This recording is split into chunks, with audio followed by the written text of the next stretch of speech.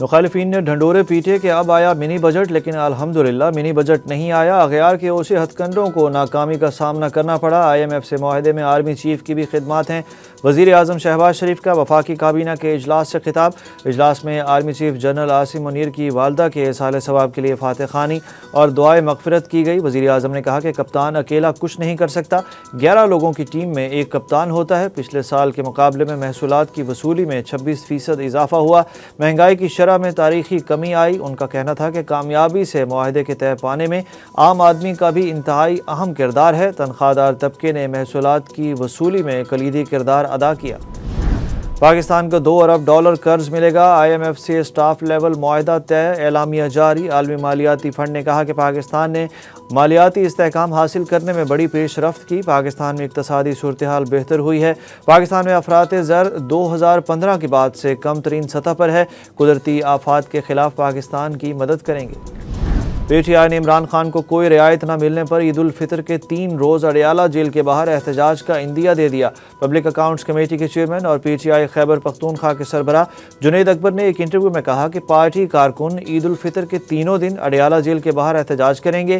ہم عید الفطر کے بعد اسلام آباد کی طرف مارچ کریں گے، لیکن یہ بھی ممکن ہے کہ ہم عید الفطر کے 3 دن اڈیالہ جیل کے باہر احتجاج کریں۔ انہوں نے یہ بھی کہا کہ اگر حکومت حزب اختلاف کی اہم جماعت کے ساتھ بات چیت کرنا چاہتی ہے تو اسے پہلا قدم اٹھانا ہوگا۔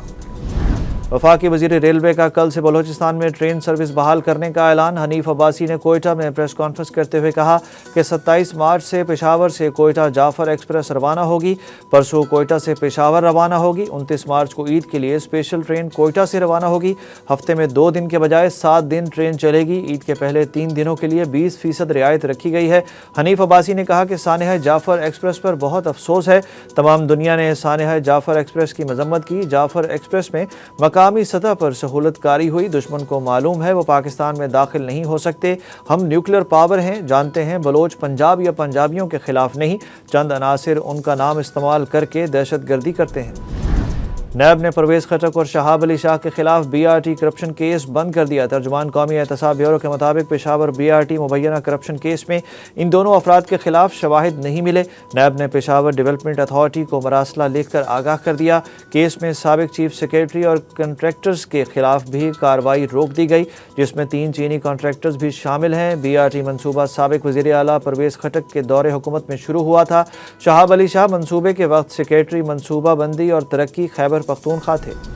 پاکستان اور امریکی صدر ڈونلڈ ٹرمپ کی انتظامیہ کے درمیان پہلی باضابطہ ملاقات آج متوقع۔ وزیر اعظم شہباز شریف کے معاون خصوصی طارق فاطمی آج اسٹیٹ ڈپارٹمنٹ کا دورہ کریں گے، جو ٹرمپ دور حکومت میں کسی پاکستانی عہدیدار کا پہلا دورہ ہوگا۔ ذرائع کا کہنا ہے کہ طارق فاطمی اس ملاقات میں امریکی سیکریٹری برائے سیاسی امور سے ملاقات کریں گے۔ معاون خصوصی طارق فاطمی نے گزشتہ روز متعدد امریکی کانگریس رہنماؤں، خارجہ امور کمیٹی کے چیئرمین برائن ماسٹ اور دیگر سے بھی ملاقاتیں کی۔ 13 گھنٹے سے لاپتہ صحافی وحید مراد کو اسلام آباد کچہری میں جوڈیشل مجسٹریٹ عباس شاہ کی عدالت میں پیش کر دیا گیا۔ عدالت نے وحید مراد کا 2 روزہ جسمانی ریمانڈ منظور کرتے ہوئے انہیں FIA کے حوالے کر دیا۔ پیکا ایکٹ کے تحت مقدمہ درج۔ پیشی کے موقع پر وحید مراد نے بتایا کہ ان کی ساس کینسر کی مریضہ ہیں، وہ کینیڈا سے علاج کرانے پاکستان آئیں۔ جو مجھے گھر اٹھانے آئے تھے میں نے انہیں کہا کہ اپنی شناخت کرائیں۔ وحید مراد نے بتایا کہ انہیں صرف 20 منٹ پہلے FIA کے حوالے کیا گیا۔ تجارت کی معطلی کے باوجود بھارت سے درآمدات ایک بار پھر بڑھ گئیں، سال میں چوتھی بار اضافہ۔ وزارت تجارت کے ذرائع کے مطابق تجارت معطل ہونے کے باوجود بھارت سے درآمدات ایک بار پھر بڑھ گئی ہیں۔ فروری 2025 میں بھارت سے سالانہ بنیادوں پر درآمدات میں 28% اضافہ ہوا۔ حکام کے مطابق پاکستان نے اگست 2019 میں بھارت کے ساتھ تجارت معطل کر دی تھی۔ زندگی بچانے والی ادویات کی تجارت کرنے کی اجازت دے دی گئی تھی۔ اسلامی نظریاتی کونسل نے بغیر اجازت دوسری شادی پر پہلی بیوی کو فسخ نکاح کا حق دینا غیر شرعی قرار دے دیا۔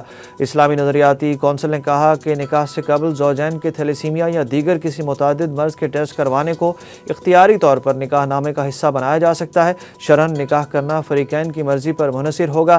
اسلامی نظریاتی کونسل نے کہا کہ اسلامی اصلاحات جیسے صلاۃ، آیت، مسجد وغیرہ کی انگلش ٹرانسلیشن کے بجائے اصل عربی الفاظ ہی استعمال کیے جائیں۔ بجلی چوری روکنے کے لیے اہل علم و فکر آواز بلند کریں۔ زندگی خطرے میں ڈالے بغیر انسانی اعضاء کی پیوند کاری بھی کی جا سکتی ہے۔ اسلامی نظریاتی کونسل نے انسانی دودھ بینک کے معاملے کو آئندہ اجلاس کے لیے مؤخر کر دیا۔ اثاثے اور گوشتباروں کی تفصیلات الیکشن کمیشن میں جمع نہ کرانے پر 10 سابق ارکان اسمبلی کو نااہل قرار دے دیا گیا۔ سندھ اور بلوچستان اسمبلیوں کے ساتھ ساتھ سابق ممبران بھی نااہل قرار۔ الیکشن کمیشن کے فیصلے میں لکھا ہے کہ سابق ارکان اسمبلی تفصیلات دینے تک عام، ضمنی اور سینٹ الیکشن میں حصہ نہیں لے سکتے۔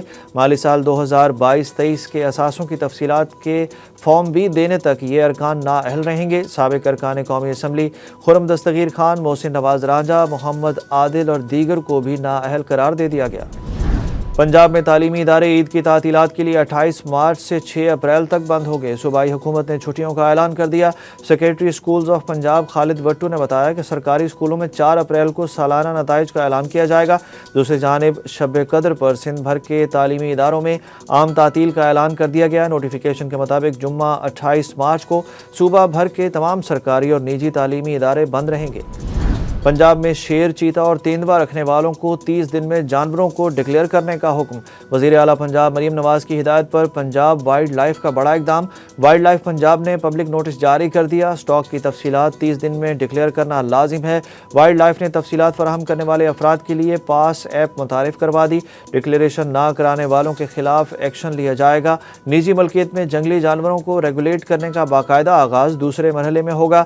ملک کی تاریخ میں پہلی بار جنگلی جانوروں کو عالمی قوانین اور سٹینڈرڈ کے مطابق ریگولیٹ کیا جائے گا۔ پاکستان کو 5ویں اور آخری T20 میں بھی شکست۔ کیویز نے سیریز اپنے نام کر لی۔ نیوزی لینڈ کا جارحانہ کھیل 10 اوورز میں ہدف حاصل کر لیا۔ قومی ٹیم نے پہلے بیٹنگ کرتے ہوئے 9 وکٹوں کے نقصان پر مقررہ اوورز میں 128 رن سکور کیے۔ جواب میں کیوی بلے بازوں نے دھواں دھار بیٹنگ کرتے ہوئے 2 وکٹوں کے نقصان پر 129 رنز کا ہدف 10 اوورز میں حاصل کر لیا۔ آخری میچ میں پاکستان کی بیٹنگ بری طرح ناکام رہی۔